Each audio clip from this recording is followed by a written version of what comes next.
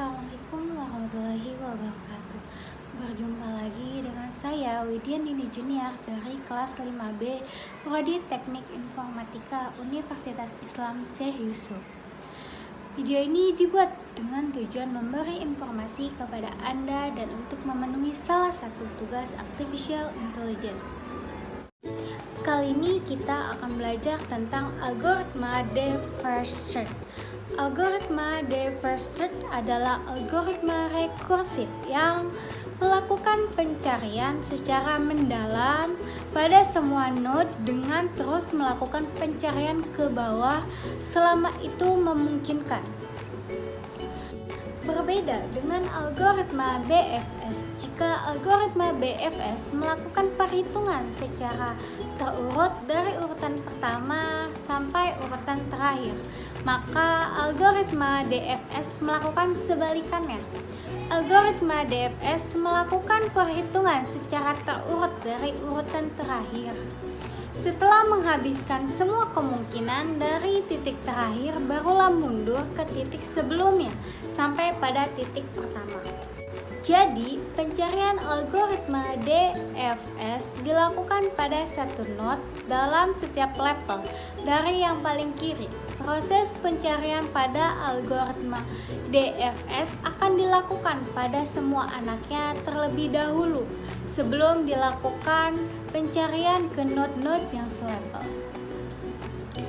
Jika pada level yang paling dalam solusi belum ditemukan, maka pencarian dilanjutkan pada node sebelah kanan. Node yang kiri dapat dihapus dari memori. Tetapi jika pada level yang paling dalam tidak ditemukan solusi, maka pencarian akan kembali atau dilanjutkan pada node parent di level sebelumnya. Demikian seterusnya sampai ditemukan solusi. Jika solusi ditemukan, maka tidak diperlukan proses backtracking atau penelusuran balik untuk mendapatkan jalur yang diinginkan. Jadi jika kita sudah menemukan solusinya, maka pencarian dihentikan. Langkah-langkah pengerjaan algoritma deep first search yaitu: yang pertama, periksa apakah node tersebut merupakan goals. Yang kedua, periksa apakah node mempunyai keturunan atau kemungkinan lain. Jika ya, masukkan ke dalam node list.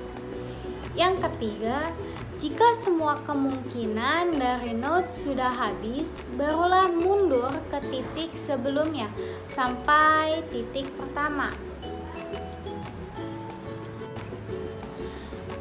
Di sini terdapat simpul A, B, I, J, P, Q, C, M, P, U, Y, X, di mana simpul goals atau simpul solusinya terdapat pada simpul P. Oke, pertama kita masukkan simpul akar pada stack status, yaitu simpul A, di mana A merupakan parents dan kita masukkan ke output. Lalu kita cek apakah simpul A ini merupakan solusi. Ternyata tidak. Karena A bukan solusi, maka kita cari turunan dari A. A memiliki keturunan yaitu B dan C.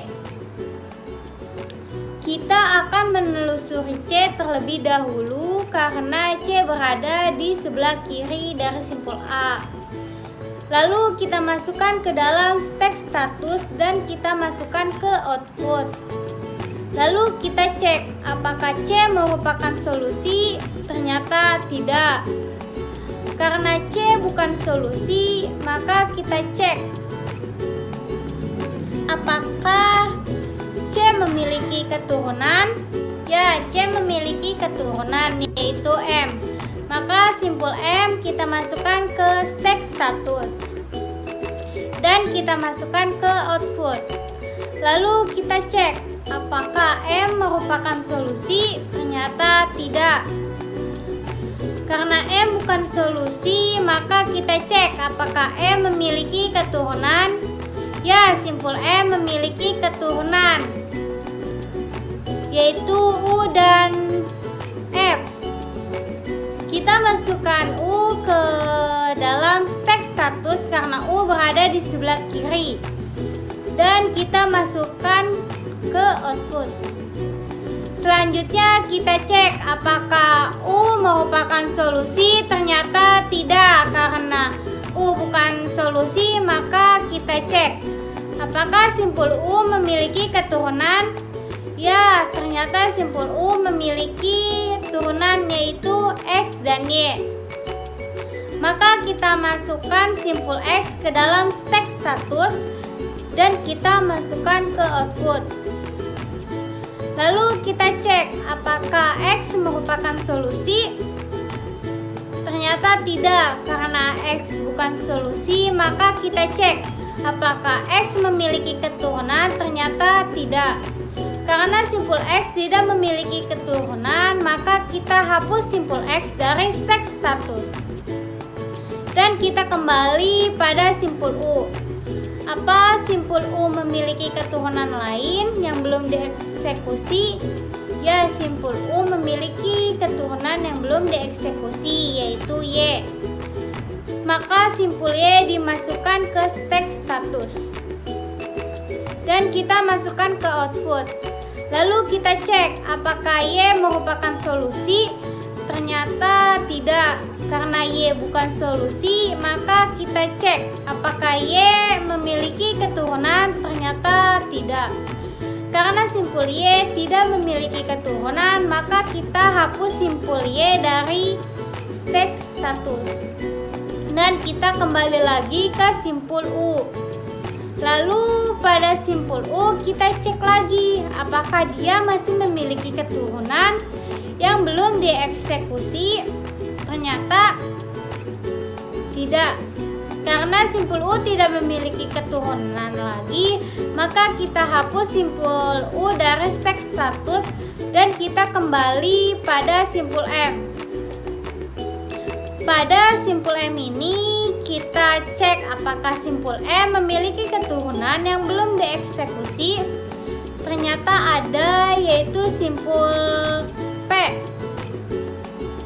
Maka simpul P dimasukkan ke stack status dan kita masukkan ke output. Lalu kita cek apakah P merupakan solusi. Ternyata tidak. Karena P bukan solusi, maka kita cek apakah P memiliki keturunan.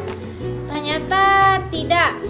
Karena simpul P tidak memiliki keturunan, maka kita hapus simpul P dari stack status dan kita kembali lagi pada simpul M.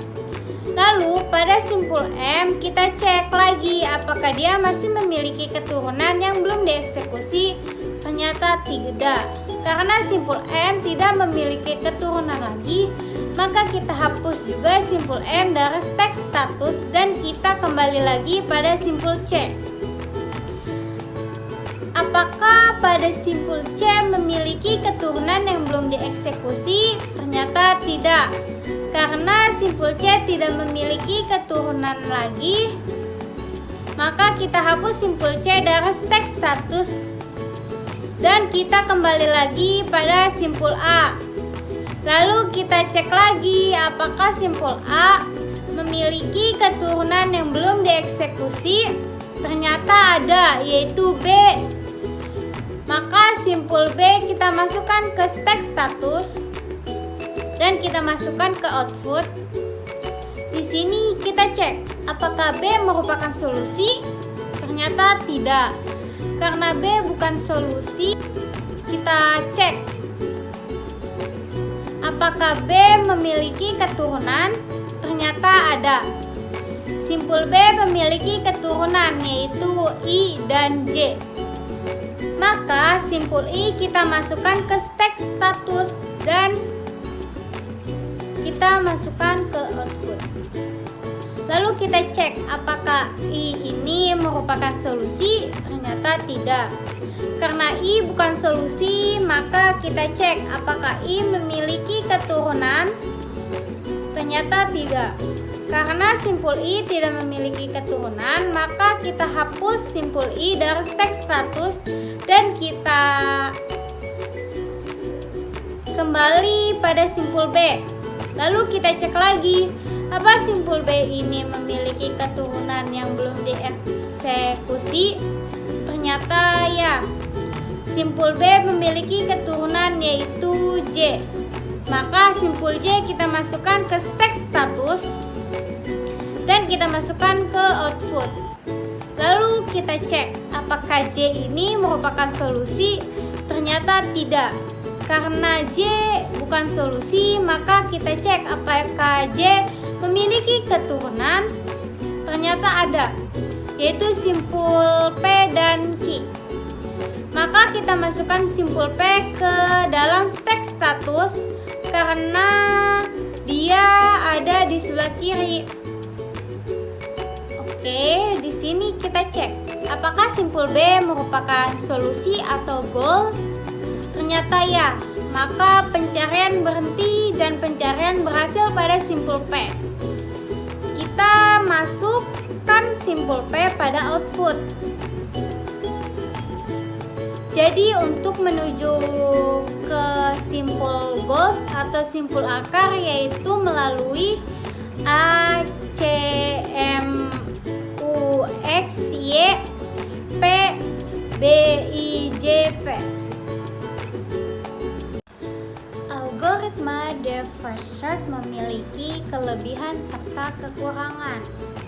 Kelebihan algoritma depth first search yaitu yang pertama, pemakaian memori hanya sedikit. Berbeda jauh dengan BFS yang harus menyimpan semua node yang pernah dibangkitkan. Yang kedua, jika solusi yang dicari berada pada level yang mendalam dan paling kiri, maka algoritma depth first search akan menemukannya secara cepat. Kelemahan algoritma depth first search yaitu yang pertama, memungkinkan tidak ditemukannya tujuan yang diharapkan. Jadi, jika pohon yang dibangkitkan mempunyai level yang dalam tak terhingga, maka tidak ada jaminan untuk menemukan solusi atau tidak komplit. Yang kedua, hanya akan mendapatkan satu solusi pada setiap pencarian. Jadi, jika terdapat lebih dari satu solusi yang sama tetapi berada pada level yang berbeda, maka pada algoritma depth first search tidak ada jaminan untuk menemukan solusi yang paling baik atau tidak optimal. Sekian hanya itu yang dapat saya sampaikan. Semoga ini dapat menambah ilmu Anda, saya, dan akan bermanfaat pada masa mendatang. Jangan lupa like, comment, and share. Sampai jumpa lagi. Bila ada kesalahan, saya mohon maaf. Wassalamualaikum warahmatullahi wabarakatuh.